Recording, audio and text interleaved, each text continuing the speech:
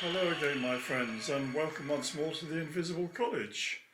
And this is going to be a rather different one. I'm going to talk about the ultimate taboo subject, and that is, of course, death. We don't like to talk about death very much, do we? We don't even like to use the word. When someone dies, we say they've passed away, or they've gone to the other place, or we find some other euphemism to not have to actually talk about what's really going on. And yet, it's the ultimate reality, isn't it? Everyone's born, everyone dies. Whatever else happens in your life, whatever good or bad happens to you, those are the two absolutes. First of all, you don't come into this life unless you're born. And secondly, you're not here forever. You're going to die. And there's nobody around from even, I don't know, the late 19th century, say. A few people from the late 20th century, but not very many. Or the early 20th century, I should say. But not very many. But all of Queen Victoria's generation, they've all gone.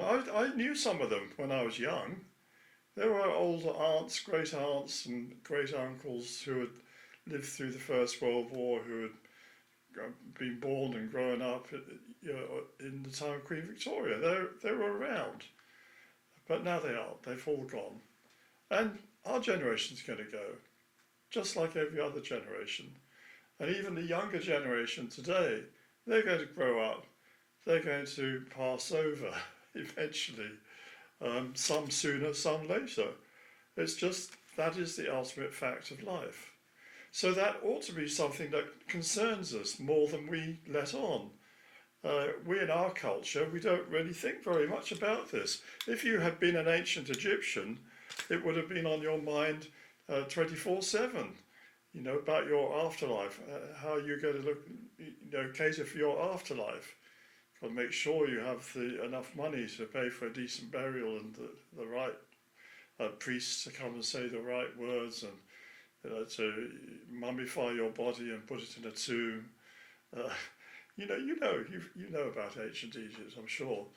They were very, very concerned, and so are the rich in all other cultures. The rich, you go into Westminster Abbey, you'll see these big tombs of earlier kings and queens of England. There they are. Yes, Queen Elizabeth there, next to, not far away from Mary Queen of Scots, whose head she had cut off. In death, they're all the same. They're all reduced to the same. If they're the rich and lucky, they get a nice big tomb and an effigy put on top, so we can see something of what they look like. And that's meant to continue their mythology into later generations. And it's very useful. I'm very glad they did that. It means that I can walk around the British Museum. I like to go up to all sorts of different galleries, but I like to walk down the Greek and Roman ones. And there you'll find a whole collection of statues of Roman emperors. And you can see them all there, Tiberius, Augustus, Julius Caesar. And there they are, you can see them and you see exactly what they look like. And they don't look so very different from Europeans today. I've seen people who look like Julius Caesar. I've seen people who look like Augustus and Hadrian. We have them today. So it's interesting that people want to continue the memory, and if they've got the money, they can do it. If they haven't got the money, then the best they can hope for is perhaps a tombstone with, their name written on it and maybe a short couple of paragraphs about their life and who their children were, their wife or whatever. That's perhaps the best they can do. Many other people don't even have that. They have their body cremated and the ashes sprinkled, and that's that, done and dusted, gone, in the memory of people who knew them. When those people go, they've gone completely. So we have a very different attitude, I think, towards life and death and the hereafter. Now, if you're an atheist, you probably think, well, that's quite right. There's nothing there. You're just an animal. You might be a smarter animal than, your cat and dog and maybe that fox outside. Yeah, you're just a smart animal. That's all you are. You're just an ape. And they'll say, well, you argue with that. Well, go and read your Darwin. Go and read how we evolved, how our species evolved, and other species evolved, and all goes back to the first life, the first amoeba. Well, that's one way of looking at things, but it's not a very accurate way. For one thing, you're still an amoeba, or rather, you're still a collection of amoebae. Every cell in your body is very, very similar to the simplest single-celled organism, the amoeba. It's got the same characteristics to it. And you've got billions of them. Somehow they work together to make you, your body. Why is that? How did that come about? Well, they evolved. Well, why did they evolve? Why didn't they just continue as amoebae? Why would they want to be associated together to form an eyeball or a kidney or a foot? Why would they do this? Well, it's just a mystery, isn't it? It's just life. Well, I put it to you this way. Your body is your vehicle. It's your vehicle for life. And talking of vehicles, I drive a car. I expect you do too. I've had many cars in my life. Some I've driven. I used to have company cars at one time. That was very nice. Someone else paying the bill, and I had the use of the car outside of my job as well as inside. That was great.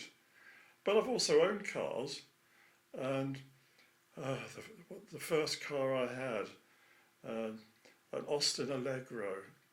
If you're British, you know what I'm talking about. If of a certain age, Austin Allegro, it looked a bit like an egg, and the worst car I've ever known. I was completely swindled on it. I shouldn't have bought it. I bought it second hand, but I think it probably was 10th hand, and it gave me no end of trouble. And eventually, I sent it off to the scrap heap.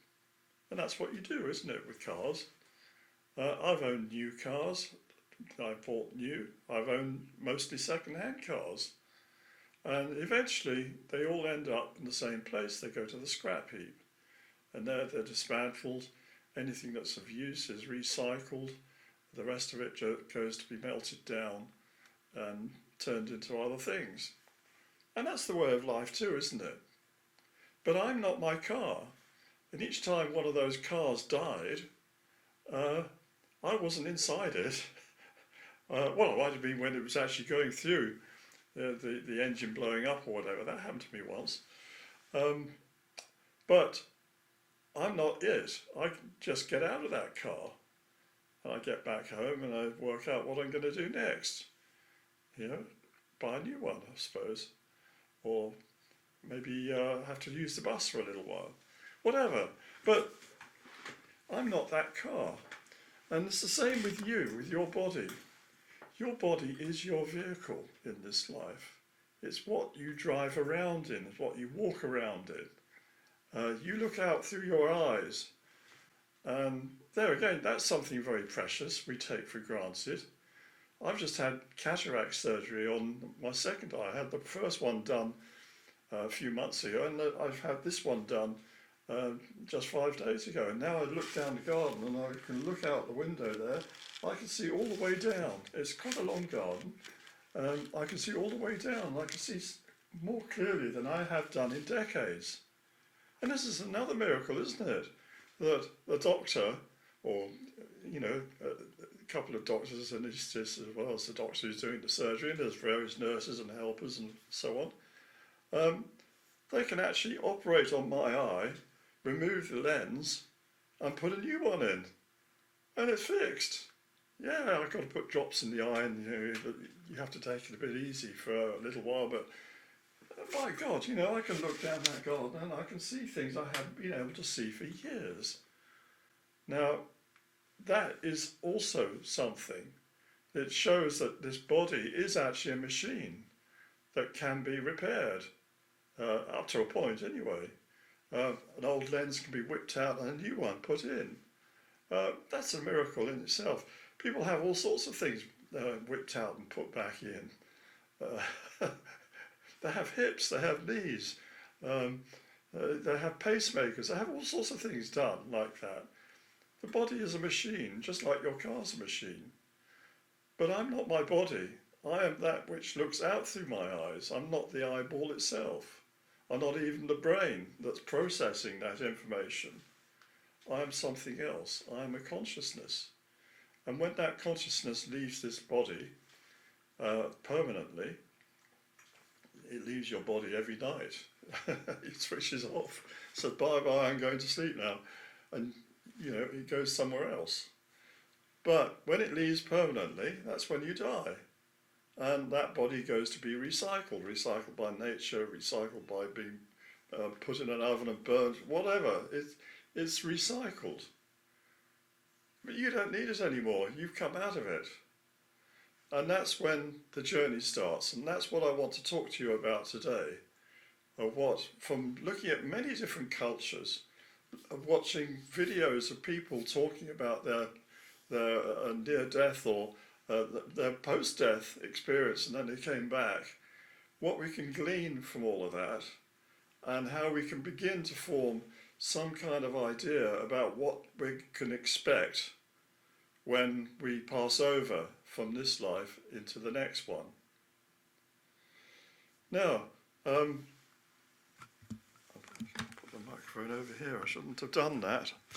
I'll put it there. You can probably hear it a bit better now.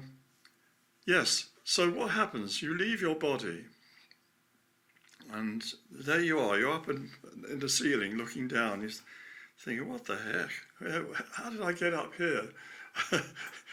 Oh, I didn't see that mark on the ceiling before. What's that down there lying on my bed? Who is that? And then it begins to dawn on you, it's you, or it's your body. And I want to point out something that you need to maybe think about. When you lose your body, let's put it that way, when you lose your body, you can no longer breathe. You can't eat. All those things that you used to do, you can't do anymore. And that's very important, because by eating and breathing, that's how you get your energy. Your body is a generator of electricity primarily. Yes, it does all sorts of other things. It is a sort of robot, but it also has this primary feature of generating energies that you run on. You don't have to be plugged into the mains. You can eat and get the stuff out of the food that you eat. And that stuff that you get out of the food that you eat is really sunlight. It's the light from the sun that gets things to grow. And even if you like to eat your steaks, your sausages, those animals have eaten vegetables themselves. They've eaten the grass, or they've eaten other things, and they've got that energy from the grass that's growing. So everything comes back to the sun, the sunlight that's streaming down on the earth. So you're very ecological, really. A bit like, you're not the photocell yourself, but the photocells are out there. The photovoltaic cells is all of the greenery you see out there in the fields. If you want to be really green, plant trees. Plant things, get things growing where they weren't growing before. That's the really green thing to do. But even better, grow things that you can then eat. Then your machine can operate on it. But you now have this big problem. You haven't got a machine to make energy. What are you going to do? And what's happening to you anyway? There you are, out of your body. How come you're still able to be conscious at all?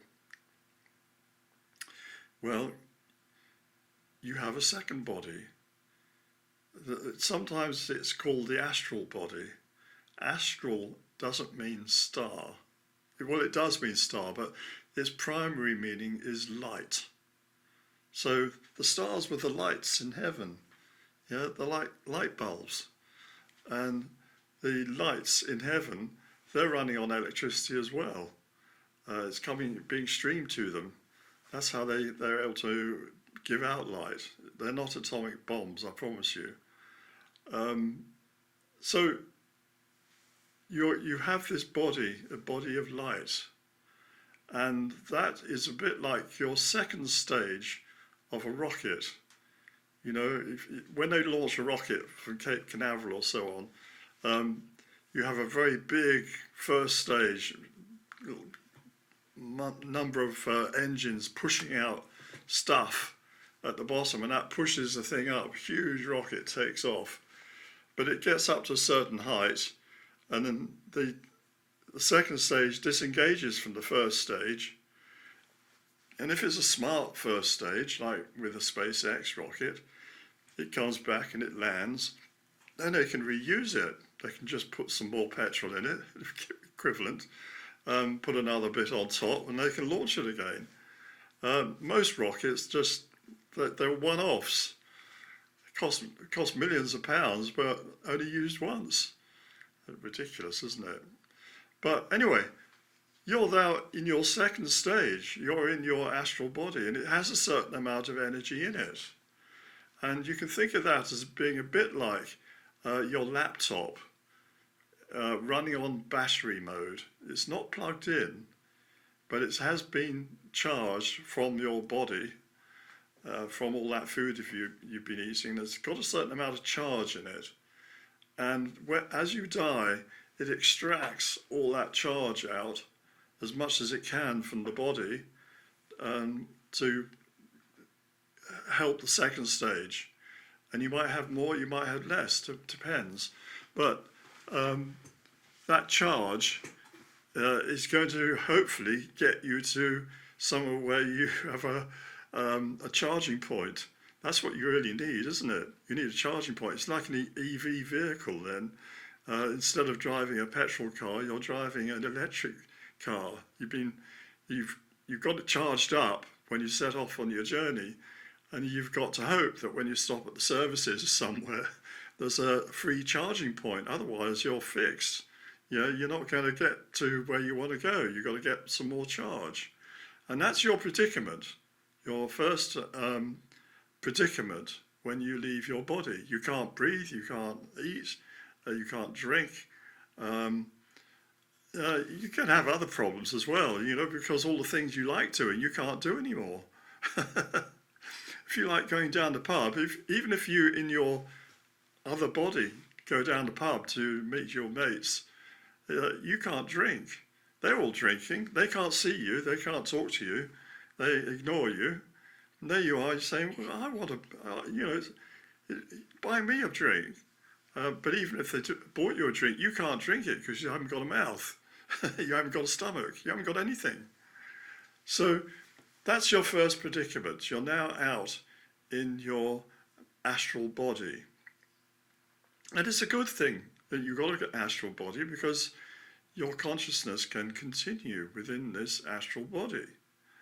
And what it first of all encounters, I'm going to now talk about what people talk about when they have near-death experiences. I've had out-of-body experiences as well, but not a near-death experience. I've had something else. But I'm going to talk about what people say who've had near-death experiences. And if you go on YouTube, you'll find dozens and dozens of these people who say, yes, I was killed, and they took me to the hospital, and I was declared dead. They tried to resuscitate me, and I was up in the ceiling, and I was watching. And then I went off, and eventually, I did come back. I came, much to everyone's surprise, I came back, and here I am. You find loads of people who've not just the ignorant, as you might say, but people who are professors, people who were doctors themselves, all sorts of people who were total atheists before this, And now they aren't, because they know that it's not true that you're just a body, that you have this other consciousness. So what happens is you grow out of your body, you see the body there, and then they'll very often talk to you about going through this tube of light, and the tube of light takes them somewhere. And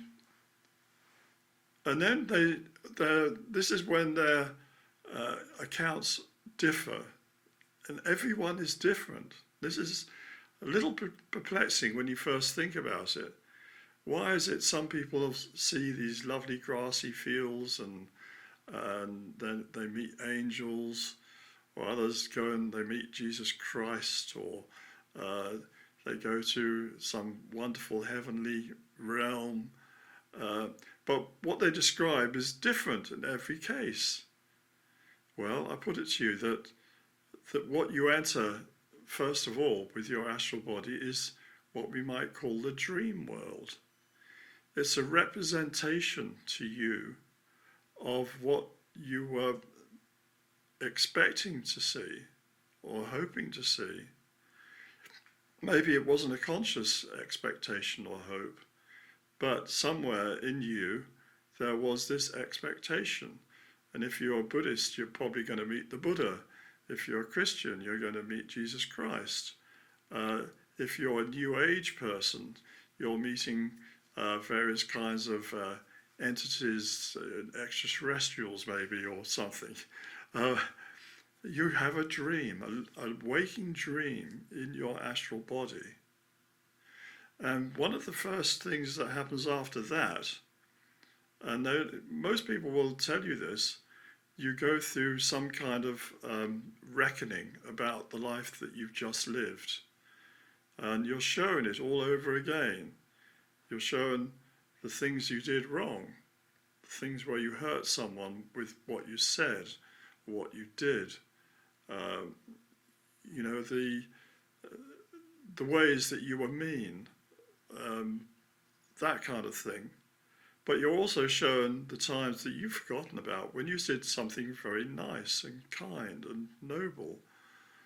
And the Egyptians knew all about this. They had big charts that they would put up. I've got one up in my room. I'll see if I can put an image of it down here.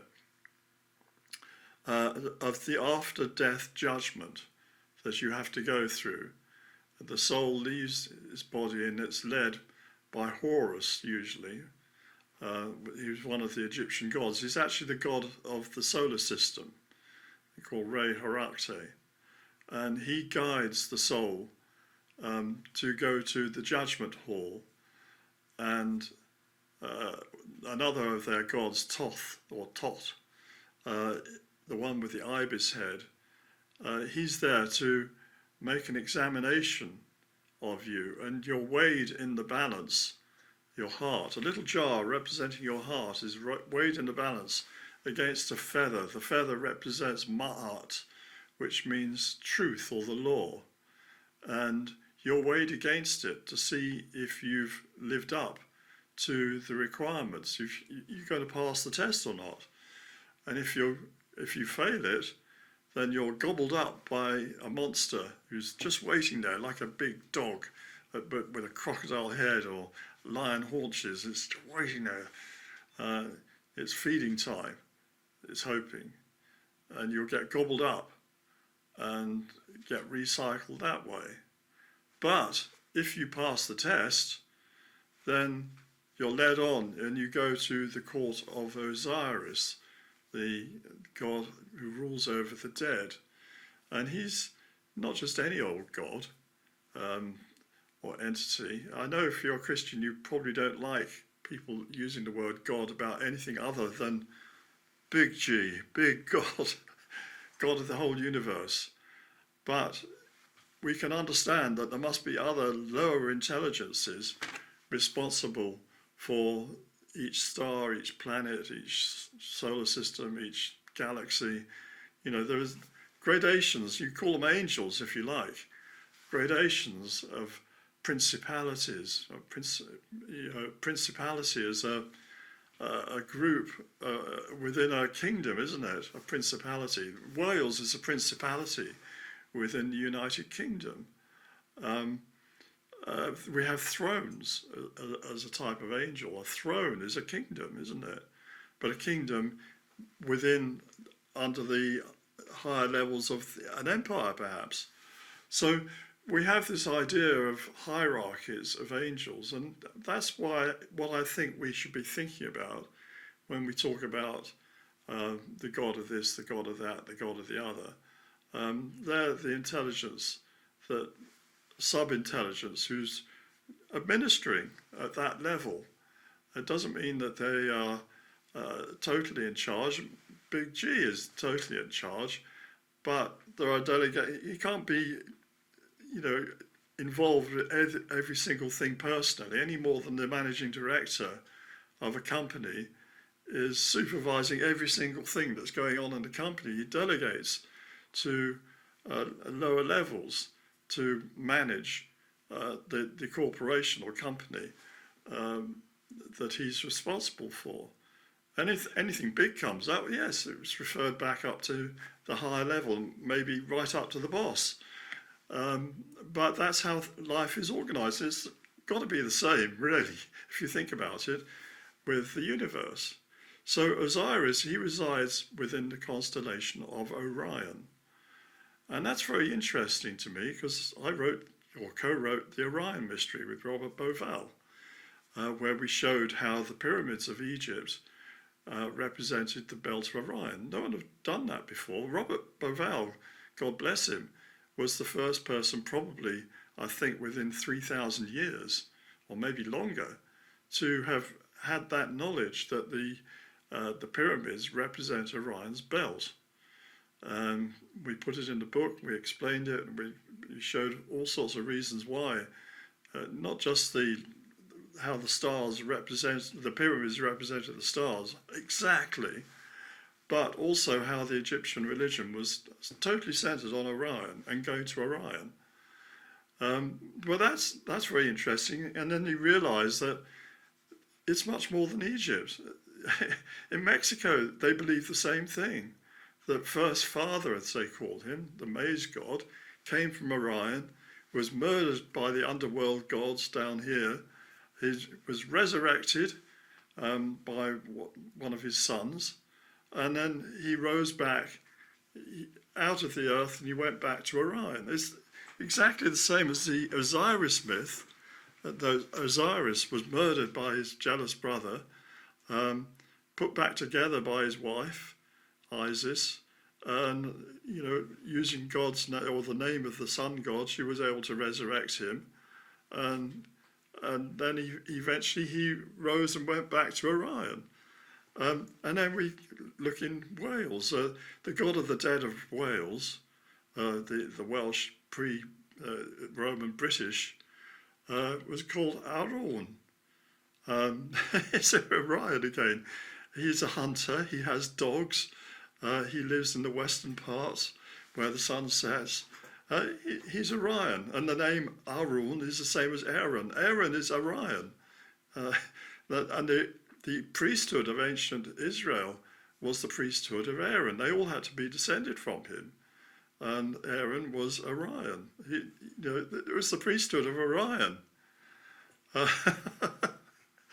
And you go all over the place in the world, you find this same Orion connection, that somehow the human race has this connection that heaven for us exists in Orion.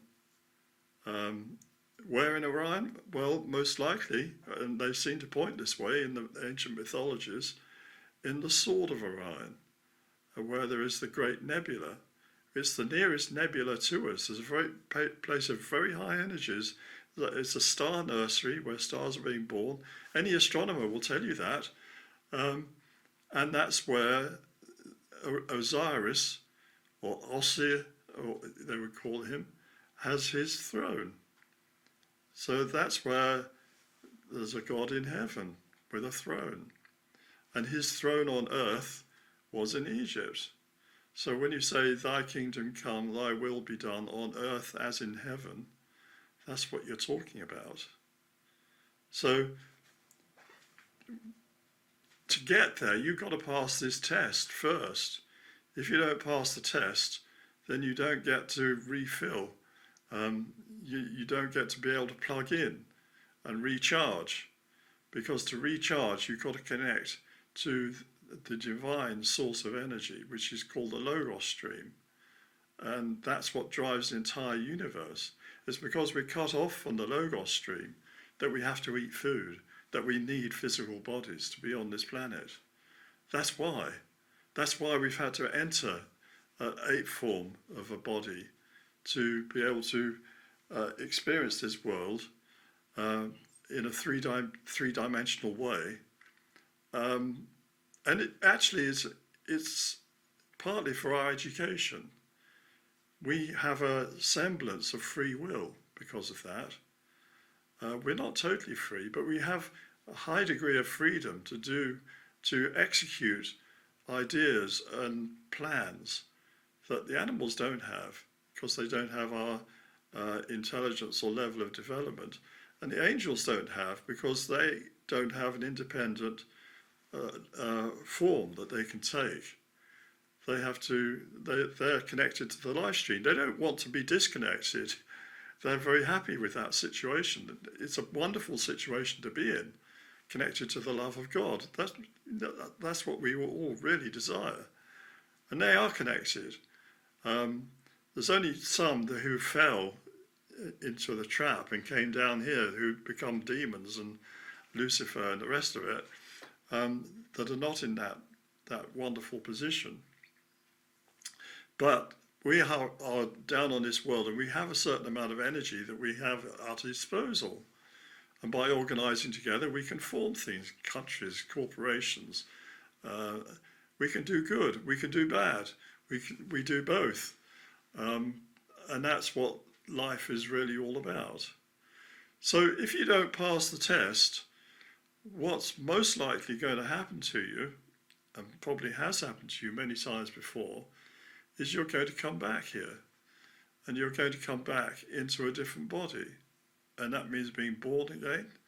It means growing up in a family again.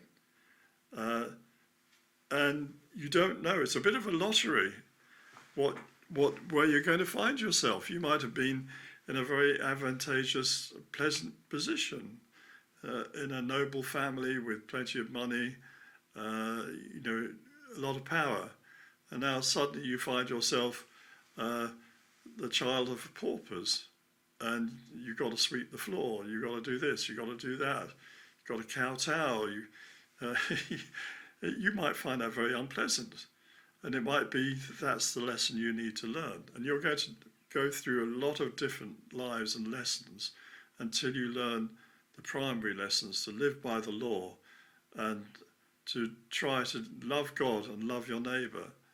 And that's the hardest lessons of all, really, to understand your situation so fully that you don't put yourself in front of everyone else, in front of God, and that you're willing to see the bigger picture and be happy to integrate into it, knowing that that is your larger destiny. And while I mentioned destiny, I should say here that when you come into this life, every soul has a destiny. They have something that they've come here to do. It might be a very small thing, It might be very, very ordinary, mundane, or it might be a huge destiny. It depends on your level of development and responsibility. And this is where the parable of the talents come in. In the Bible, in the Gospels, it talks about the man who's going off, and he leaves his estate in the hands of his servants to look after, and he gives one of them 5 talents, another one 2, and then the third one he gives only 1, and he says, use your talents wisely and I'll be back. So the one who has 5 uses his talents wisely, and he earns another 5 through his diligence. And so he's able to come to his Lord when he comes back and says, look, you gave me 5 and I've used them well, and I've got you another 5. And he said, the Lord then says to him, well, welcome, you're good and trusted servant, and I'll promote you, and you'll, get to a higher position. And the same with the one with 2, he got another 2. So he gets promoted. Perhaps he now takes the place of the one who had 5. Maybe he's going to have 5 next time. But the one who had only 1 talent buried it. He didn't use it. And when the Lord comes back, he says, look, I've still got your talent. I haven't lost it. And he says, you wicked servant, you haven't done what I told you to do. You go out in the outer darkness. You've got to use what you've been given. And we've each been given talents in the sense that skills, innate skills. But we also have to use whatever we've been given. The primary talent we've been given is life itself. And you've got to use that well while you're alive so that you've got something to show for it when you pass over. You say, I raised a family, it wasn't easy, I had to struggle, but we did it. Or you wanted me to be a good builder, and I have. I've designed and I built hundreds of homes, and people are able to live in those homes now, and that's what I have to show. Or it might be, you gave me the skill of writing, and I've written 24 books, and people have enjoyed reading my books, and they have a message in them. They're food for the soul. Whatever your talents are, you've got to use them and find them, because that's one of the main things you'll be judged on, even more than you are mean to your little sister. You've got to use your talents. So this is the same in every tradition, that you have this judgment that you have to face, and that beyond it, you go beyond the dream world into a higher consciousness world where you find your space or your place within the greater whole of the entire heavens. And the heavens are not just this invisible place with invisible angels, invisible thrones, and an invisible God that you can't see, but he must be up there because it says so in your book of prayer. You can see the heavens every night. Have a look up there. There are stars, there are galaxies, there are constellations, there are nebulae.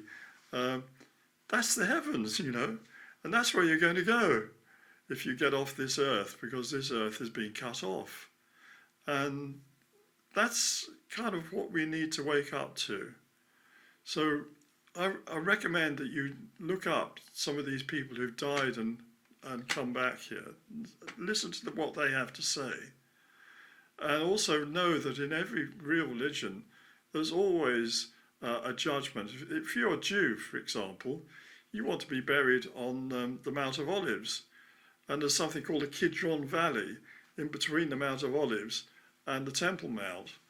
And at the last day, the angels blow the trumpets. People come out of their tombs, supposedly, and a bridge appears, and they have to walk over the bridge.